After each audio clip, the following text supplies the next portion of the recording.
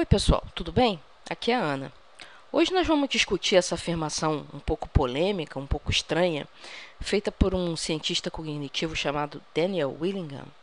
Eu vou deixar a referência dele no post desse vídeo. E a afirmação é a seguinte: o seu cérebro não foi feito para pensar. É uma coisa muito estranha, né? Porque a gente sempre gostou de dizer que o homem se diferencia dos demais animais pela capacidade de pensar. Mas as pesquisas em ciência cognitiva têm mostrado nos últimos anos que as coisas não são bem assim. Primeiramente, eu queria deixar claro que a ideia de pensar aqui está ligada mais ao que a gente chama de raciocínio. Tá? E o que a gente sabe sobre o raciocínio? Primeiro, que demanda muito esforço fazer um determinado raciocínio. E segundo, que raciocinar é um processo lento e também não confiável, ou seja, você pode passar por todas as etapas de um processo de raciocínio e ainda assim chegar a uma resposta errada ou diferente daquilo que se esperava de você. Vamos tentar comparar a fraqueza dessa nossa capacidade de raciocínio com coisas nas quais nós somos realmente bons. Por exemplo, a visão. A visão é um sentido instantâneo. Quando você abre o olho, você está vendo, mesmo que você não queira. E é uma coisa que você faz sem esforço nenhum. Você não precisa parar e falar, agora eu vou ver tal coisa. Ele simplesmente acontece. E outra coisa é que a interpretação do que a gente vê, ela é automática e ela é confiável. A não ser naqueles casos em que você tem uma ilusão de ótica. Mas esses casos são raros. Em modo geral, a gente consegue interpretar automaticamente, de forma bastante acurada, o que a gente está vendo. Isso é coisa que nenhuma máquina consegue fazer hoje ainda. Tá? Existem pesquisas tentando fazer visão de máquina funcionar, mas isso é muito precário em termos de computação. Mas a gente faz com a maior naturalidade, desde que a gente é pequenininho. Uma outra coisa na qual nós somos realmente bons é no controle motor. O controle motor, ele acontece instantaneamente, ele é automático, ele acontece automaticamente e, mais importante, ele é adaptável. Eu vou dar um exemplo concreto. Você está caminhando por uma praia, de repente você acha uma região cheia de rochas e você quer passear ali pelo meio daquelas rochas. Você automaticamente se adapta àquele terreno difícil. Você vai descobrindo onde é melhor pisar, você adapta o seu equilíbrio. Isso você faz automaticamente. Também, nesse caso aqui, não existe nenhum robô que faça isso com a mesma facilidade com que nós fazemos. Então, essa é uma outra área em que o nosso cérebro consegue resolver os problemas muito bem. Em contraste, como a gente já tinha dito antes, o raciocínio, ele demanda um esforço grande, consciente. Agora eu vou fazer um raciocínio sobre isso. Ele leva tempo para ser elaborado e ele não é confiável. Então é por isso que o Willingham faz essa afirmação. O seu cérebro não foi feito para pensar. Então como é que nós conseguimos sobreviver a essa dificuldade que nós temos de raciocínio? É que tem uma outra coisa na qual nós somos nem muito ruins, nem muito bons, ou seja, nós somos medianos, que é a memória. E a memória, ela ajuda a evitar o raciocínio. Como que ela faz isso? Através dos hábitos.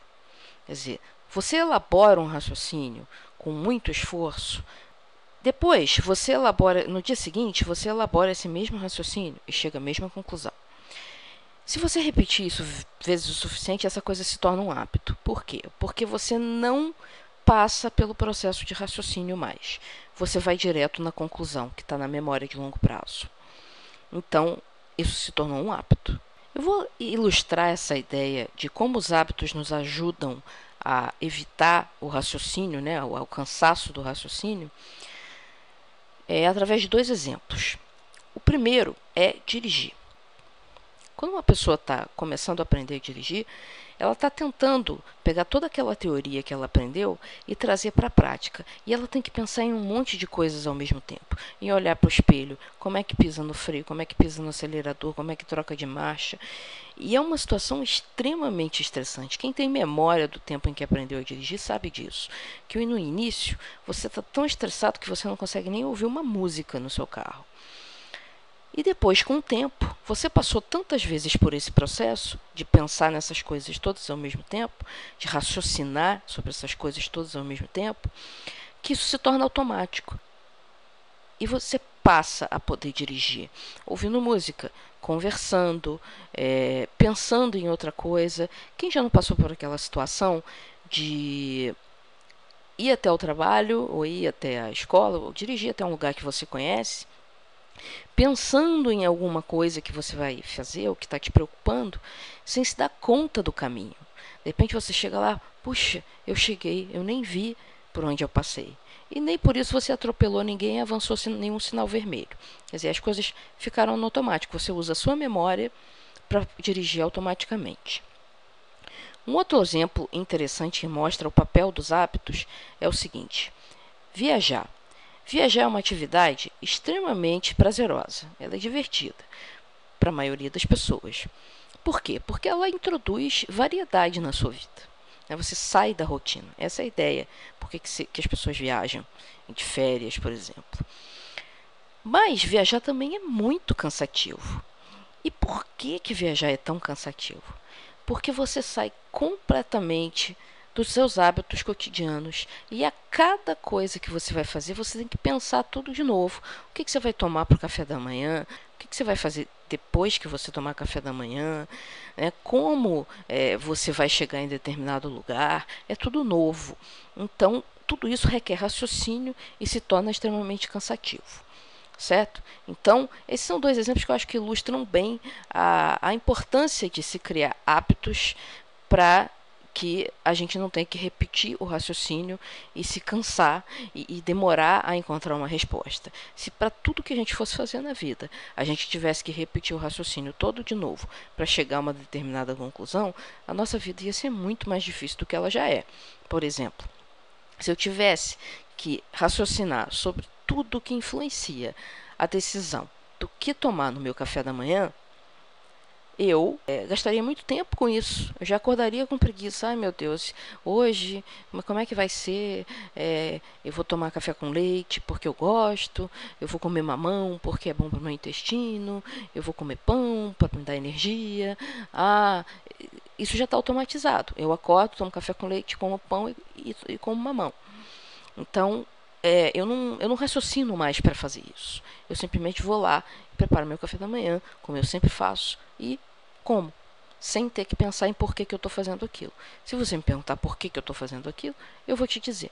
Mas, na verdade, eu não fico pensando nisso o tempo todo. Por quê? Porque eu já repeti o raciocínio, eu criei um caminho neural que já me leva direto na resposta que está lá na memória de longo prazo. Então, eu pulo a etapa do raciocínio.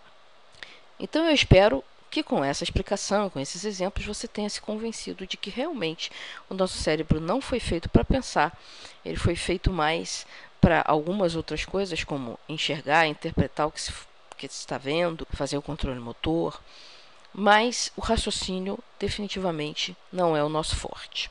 Na próxima videoaula, eu vou falar por que apesar dessa coisa do raciocínio ser tão difícil, ainda assim a gente se dispõe a aprender e aprende muita coisa quando a gente se dispõe a aprender.